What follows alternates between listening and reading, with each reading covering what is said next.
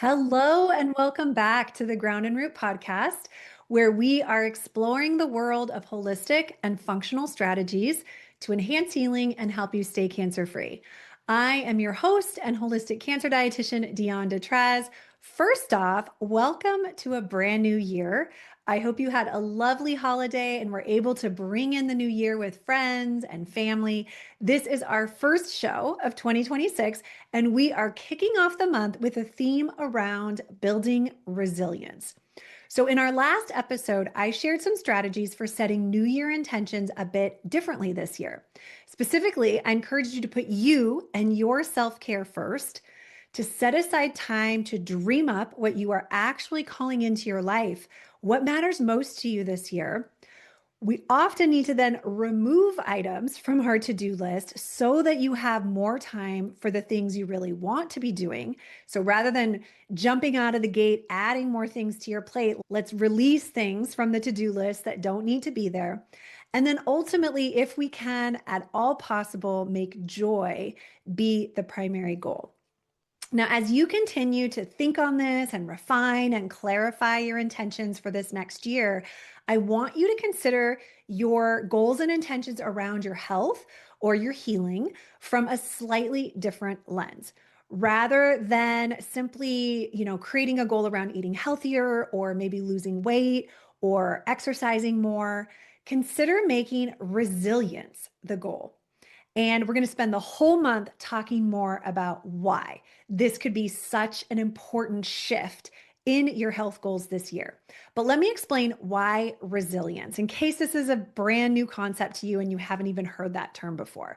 So, resilience is really defined as our ability to maintain or restore a relatively stable both psychological and physical functioning, even when we're confronted with stressful life events. So the more resilient we are, the less of a negative impact stress has on our body. Even though we may be trying to remove stressors and manage our stress better and live a more calm and peaceful life, there are still going to be stressful events that happen, whether that's in our own personal lives, whether it's facing a cancer journey or dealing with someone you love moving through a cancer journey, global affairs, etc. We cannot completely avoid stress. So when we have more resilience, the stress is not going to impact us as deeply. And when it comes to cancer, we've actually seen research to show that someone with a lower stress resilience has an increased risk for cancer. So we know there's a connection with just overall health and vitality and how resilient and strong you are. Now, in the world of longevity and anti-aging, many experts also agree that the more we are willing to be in discomfort, the more resilient we become. So the more we push ourselves to move through something, the stronger and more resilient we become. This helps us feel more alive just in general, but it also brings us more connection to ourselves, to each other, to the planet. It impacts us in many different ways. When it comes to our physical performance, though, it actually helps program healthier genes, healthier cells, and ultimately healthier bodies. This is why I believe it's such an important piece to the healing and health puzzle. When you move through discomfort too, your brain gets rewired. So it's not just what's happening on a physical level, but it's also what's happening psychologically, mentally, emotionally for you as well. Your dopamine or feel-good hormone increases. You feel more empowered. You feel more capable. This is really why scientists have been looking at how discomfort can improve both our physical and our mental health. So, I'm going to invite you to consider building resilience as one of your primary goals for this next year. And in this episode, I'm going to tell you how to do that. Inside of our coaching program, this is one of the pillars that we help our clients create, is building stronger, more resilient body, mind, and spirit. So first, let me explain the process, the physiological process of this, and then I'm going to teach you how you can do this if you're not already. So there are physiological systems in our body that have evolved over time as we've been exposed to difficult, challenging environments to keep us healthy, to keep us strong, to keep us free of disease. This process is known as hormesis, and it refers to the adaptive response that our body makes when we're presented with a challenge. Hormesis can improve the functionality and the tolerance that we have to more intense challenges. In other words, truly the quote, like, what doesn't kill you does indeed make you stronger and builds resilience. So let me first just give you a sampling of some of the ways hormetic stress can benefit us, because I think once you really integrate all these possible benefits, you're going to be a believer and you're going to be like, sign me up. How do I start building more resilience in our bodies? So first and foremost, we get better immune activity. And when we think about the number one goal in cancer protection and prevention is a solid immune response, right? That is our primary defense against cancer, as well as many other diseases as well. So hormesis, hormetic stress, brings us better immune activity. It also helps to lower blood pressure. We get less colds, less upper respiratory infections, quicker recovery from illness or from injury or from surgery, lower inflammation, higher antioxidant levels, less anxiety, less depression, less stress, better mood, better sleep. I mean, who doesn't want all those things? And many of those pieces are very important when it comes to both cancer recovery or cancer prevention. So how do we do this? Right? I'm sure you're a believer now. You're like, okay, I want to build resilience in my body, mind, and spirit this year. How do I do it? Well, in a nutshell, really, it's just about moving through something difficult, pushing yourself outside of your comfort zone and experiencing hard things, right? And discomfort or challenge can be experienced as a physical experience, but it can also be an emotional, mental, or spiritual challenge. So anything that's just pushing you outside of comfort. I mean, that could be, there's the scale is huge here. It could be a physical challenge, maybe in the gym that you're pushing yourself, right? To go farther, longer, stronger than you did the day before. It could also be just an experiential challenge of maybe you're going to learn a new language, or maybe you're going to travel to a new country where you don't know the language, right? I mean, it could be any experience that puts you outside of your comfort zone. There are 4 ways, though, that I want to share with you today that we also encourage our clients inside of our coaching program to do, and we coach them through it. So 4 different ways that you can start to bring hormesis into your day-to-day life. The first is actually the first 2 have to do with temperature and our exposure to temperatures. So first, cold exposure and then heat exposure. They both have similar benefits in the body. So cold exposure. Cold temperatures trigger a fight or flight response. That's a stress response that initially releases stress hormones, but that is quickly followed by endorphins and oxytocin and some of these other hormetic physiological changes that I mentioned before. This provides a boost in both your mood and your energy, as well as feelings of relaxation. Cold temperatures have been shown to activate the immune system, to decrease pain, to increase antioxidants and protect the body from inflammation, right? So again, all those like hormetic benefits that we're aiming for can be garnered through cold exposure. How do we do that? It could be as basic as just like going outside when it's cold, taking a walk, or, being in the weather, being in the elements. It could also be taking a cold shower or getting into an ice bath, right? It could be swimming in cold water. We have a very exciting guest coming with us at the end of the month who's going to share his personal cancer healing journey using cold water exposure. So you'll learn a lot more about that particular hormetic activation when we speak with him later. Now, heat can also provide a similar benefit. So much like cold exposure, heat exposure can also trigger a hormetic response. Heat exposure triggers shock proteins that, even though they initially create a stress response, The end benefit of that is actually reversing damage in our body. It can help protect our cells. It can even trigger full body repair mechanisms.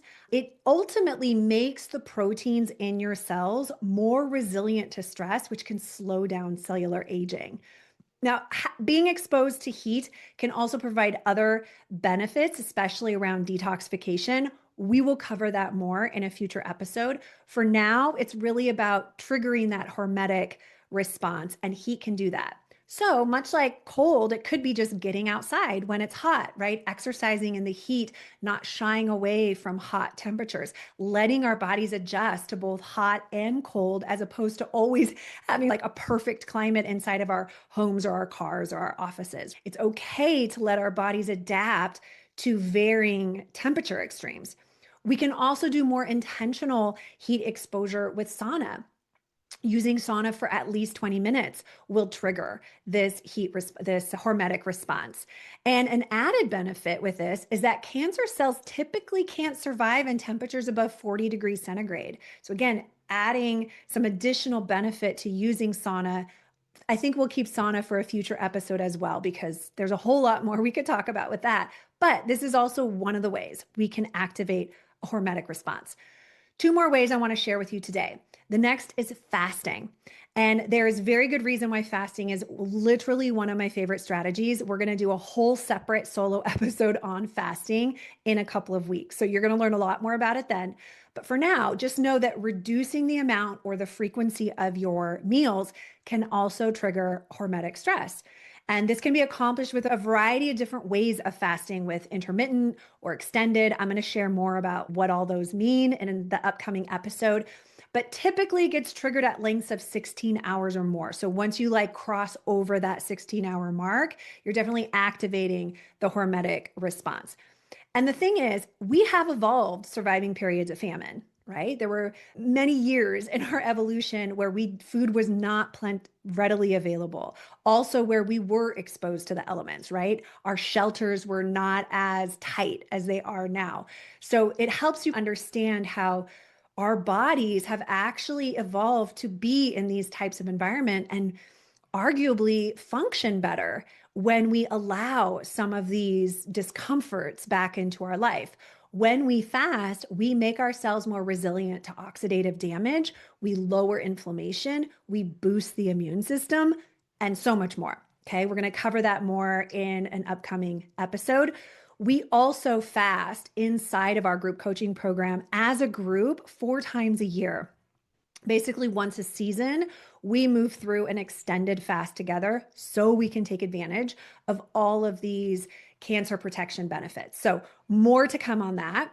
The last way that I'm sharing today to activate hormetic response is with exercise. When you exercise, you push your body beyond its comfort zone, beyond what's easy, what's comfortable for you. Muscle fibers get torn, they get inflamed, but then they build back thicker, denser, stronger, preventing future damage, right?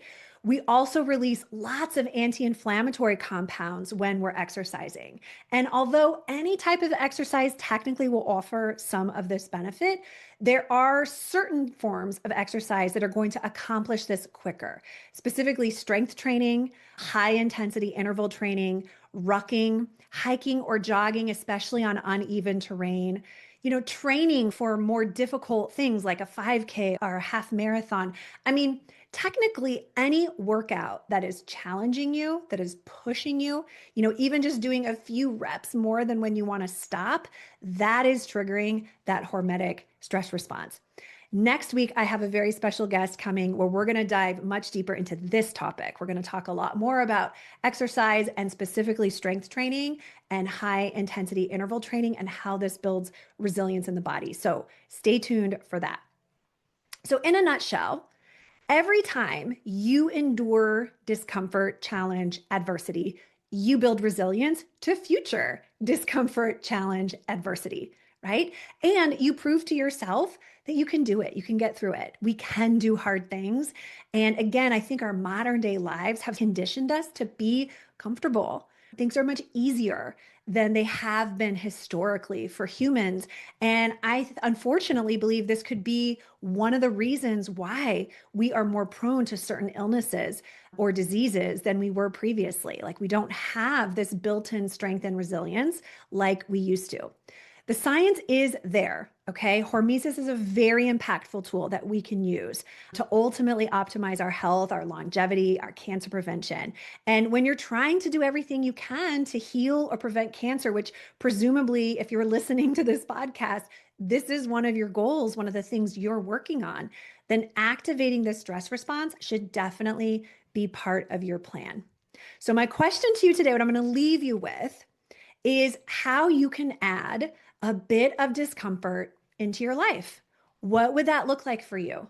And remember, this is like a controlled stress, a controlled moderate stress, right? Because obviously, high chronic stress is depleting on our body, is depleting our immune system, creating inflammation, creating problems. So it is a very intentional form of stress with intentional amount of intensity and duration so that we're building strength, right? That is different than chronic, unrelenting emotional stress. I hope that makes sense to you, right? This is a different type. This is a good controlled type of stress that is going to make us stronger. So, how can you add a bit more of this type of discomfort into your life? And I mean, just a few examples again, maybe you can persist a few minutes longer when you want to stop something, particularly when it comes to exercise or strength training. Maybe you're doing a few more reps or you're going a little bit stronger, like you're continually pushing yourself outside of your comfort zone. Maybe you're going to try ending your normal shower with a burst of cold and then gradually make the cold exposure longer, right? Maybe you're going to get outside and take a walk no matter the weather, no matter that it's like minus 10 degrees centigrade, like it was for me this morning. I bundled up and went outside to take the dogs for a walk. So, regardless of what the weather is, you're going to push yourself to go outside and take a walk or a jog or a bike ride or whatever it is, right? Or maybe it's just saying yes to something new, something different, something challenging, something that feels a little bit scary that's pushing you outside of your comfort zone. Don't shy away from that adventure, okay? Whether it's a physical challenge or a mental, emotional, or even spiritual challenge.